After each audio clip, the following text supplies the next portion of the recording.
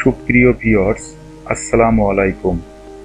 আমার চ্যানেলের পক্ষ থেকে আপনাদের জানাই আন্তরিক অভিনন্দন ও শুভেচ্ছা। আজকে আমরা দেখব কিভাবে মোবাইলের স্ক্রিনে নিজের অথবা প্রিয়জনের নাম সবসময় ভেসে থাকবে। এটা কাজটি করবেন। তো দেখুন, এই পেজে দেখুন আমার নিচে ইন্টারেক্টিভ চ্যানেলটির নাম সবসময় আমার মোবাইলের স্ক্রিনে ভেসে থাকছে। তো এটি কিভাবে করতে হয়, এটি খুবই সহজ। আমরা সর্বপ্রথম গুগল প্লে স্টোরে চলে যাব। দেখুন, আমি প্লে স্টোরে চলে আসলাম। এখানে লিখব never slide show free, NAVBAR। বানানটা দেখে নেবেন, আইকনটা দেখে নেবেন, দেখে অ্যাপটি ইনস্টল করবেন। দেখুন, আমার ইনস্টল হয়ে গিয়েছে। আমি অ্যাপটি ওপেন করলাম। দেখুন, অ্যাপটি ওপেন করার পরে পারমিশন চাবে। এখানে আমি পারমিশনটি ওপেন করে দিলাম এবং দেখুন নিচেই আমার যে অ্যাপটি সেটাকে আমি অ্যালাউ করে দিলাম, অ্যাপটির নোটিফিকেশন অ্যালাউ করে দিলাম। এরপরে আমরা দ্বিতীয় অপশনটি অ্যালাউ করে দিব। দেখুন, ওকে করতে বলছে, আমরা জাস্ট ওকে করে দিব। এরপরে নোটিফিকেশনগুলো, পারমিশনগুলো অ্যালাউ করে দিব। অ্যালাউ করে দেওয়ার পরে প্রথম পেজে তেমন কাজ নাই, জাস্ট আপনারা দেখবেন অ্যানালাইসিস করে। আমরা দ্বিতীয় পেজে স্ক্রল করে চলে আসলাম। এখানে আসার পরে দেখেন উপরে অন এবং অফ দুটো অপশন আছে। আমরা এটিকে অন করে নিব। অন করে নেওয়ার পরে টেক্সট নোটেড, এখানে আমরা ক্লিক করব। দেখুন, টেক্সট নোটেডে ক্লিক করলে লেখার জায়গা চলে আসছে। এখানে আমরা জাস্ট আপনি আপনার নাম বা আপনার প্রিয়জনের নাম, আপনার পিতা মাতার নাম, যেটি আপনি লিখতে চাচ্ছেন সেটি এখানে লিখবেন। লেখার পরে জাস্ট অ্যাড অপশনে ক্লিক করবেন।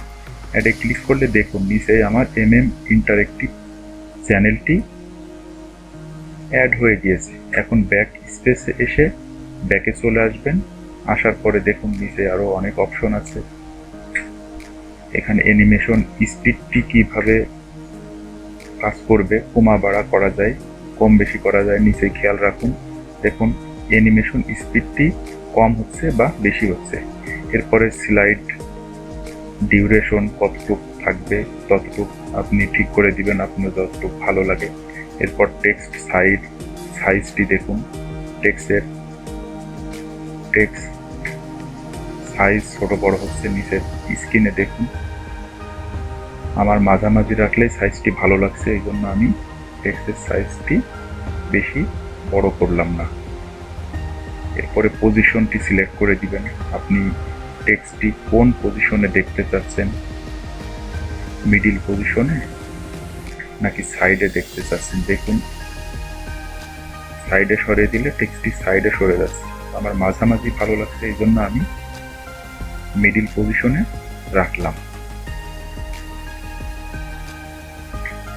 এরপরে আমি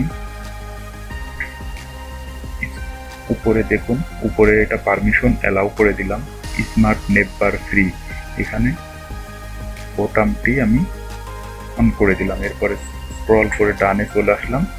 আসার পরে উপরে দেখুন টপ, বটম, অফ, বিভিন্ন অপশন আছে। আপনারা এগুলো একটা একটা করে ট্রাই করে দেখবেন কোন অপশনে গেলে কি কাজ করে।